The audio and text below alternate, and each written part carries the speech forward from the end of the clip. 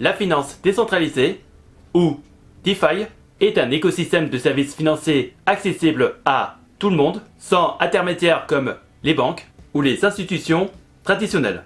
Cela signifie que vous pouvez réaliser des opérations financières telles que prêter, emprunter ou investir sans passer par un tiers de confiance comme une banque traditionnelle. La DeFi fonctionne sur des blockchains, en particulier avec celui de l'Ethereum, une crypto-monnaie qui permet de créer des contrats intelligents qui s'exécutent automatiquement lorsque les termes d'un accord sont remplis. L'idée centrale de la DeFi est de redonner le pouvoir aux utilisateurs en éliminant les intermédiaires, réduisant ainsi les coûts et augmentant l'efficacité. Pour vous donner une idée de l'ampleur de la DeFi, la valeur totale verrouillée dans les protocoles DeFi a dépassé les 200 milliards de dollars en 2021, bien qu'elle soit plus réduite en fonction des fluctuations du marché. Dans cette vidéo, on va parler de ses origines, des différents protocoles, les avantages et inconvénients de cette technologie, à quoi elle pourrait ressembler la société, et je vous parlerai de 3 projets prometteurs. Quelles sont les origines de la DeFi?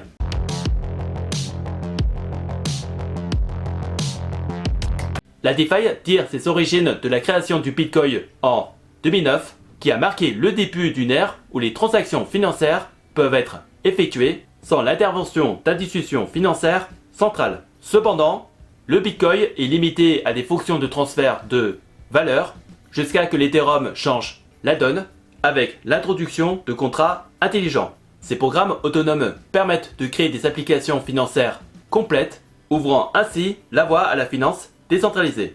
Aujourd'hui, la DeFi a évolué pour inclure une vaste gamme de services comme le prêt, l'empreinte ou l'échange de crypto-monnaies et même des assurances.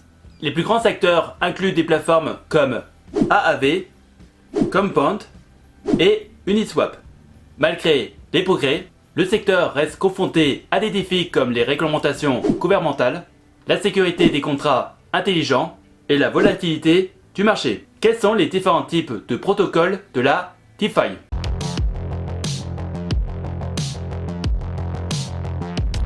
La DeFi est un domaine vaste avec plusieurs catégories, chacun ayant des cas d'utilisation spécifiques. Les plateformes de prêt et d'emprunte sont parmi les plus populaires. Elles permettent aux utilisateurs de prêter leur crypto-monnaie et de gagner des intérêts ou d'emprunter en utilisant des actifs comme garantie. Par exemple, sur Aave, les utilisateurs peuvent gagner jusqu'à 5% d'intérêt annuel sur leur dépôt, tandis que des plateformes comme Uniswap permettent directement d'échanger les crypto-monnaies sans passer par un intermédiaire. Ces plateformes utilisent des pools de liquidité où les utilisateurs peuvent déposer leurs fonds pour gagner des frais sur les transactions. Comme autre catégorie de la DeFi, nous avons aussi le yield farming, une stratégie où les utilisateurs peuvent déposer leurs fonds dans des pools de liquidité pour maximiser leur rendement. Bien que cette stratégie soit potentiellement rentable, elle est également risquée en raison de la volatilité des actifs. Et nous avons aussi les stablecoins comme USDT ou USDC qui jouent un rôle fondamental dans l'écosystème de la DeFi en fournissant une unité de compte stable pour les transactions. Parlons des avantages et des inconvénients de cette technologie.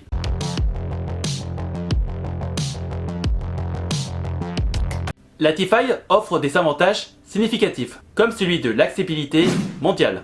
Toute personne disposant d'une connexion Internet peut participer sans avoir un compte bancaire ou une pièce d'identité. La transparence est également un autre avantage, puisque toutes les transactions sont enregistrées dans la blockchain et peuvent être vérifiées publiquement. La DeFi donne également aux utilisateurs un contrôle total sur leurs fonds, sans avoir à faire confiance à un tiers.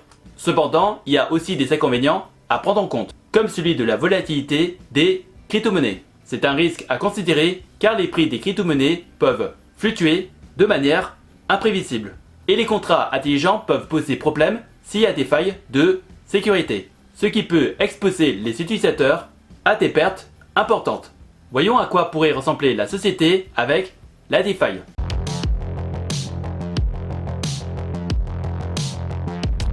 Imaginez une société où les services financiers sont accessibles instantanément et globalement sans barrière. Les paiements internationaux peuvent être effectués en quelques secondes avec des frais minimes. Les individus pourraient prêter leurs économies directement à des personnes ou entreprises et recevoir des intérêts en temps réel. Les gouvernements pourraient adopter la blockchain pour créer des monnaies numériques transparentes et réduire la fraude. Les entreprises pourraient lever des fonds en quelques clics grâce à des plateformes de financement participatif décentralisées. La DeFi pourrait également donner naissance à des nouvelles formes de gouvernance communautaire où les détenteurs de tokens auraient une voix directe dans les décisions. Les inégalités financières pourraient être réduites grâce à une plus grande inclusion des personnes qui n'ont pas de compte bancaire. Aujourd'hui, plus d'1 milliard de personnes n'ont pas accès aux services financiers. La DeFi pourrait donc changer cela en permettant à n'importe qui de gérer son argent via un smartphone. Parlons de 3 projets qui peuvent être intéressants à investir.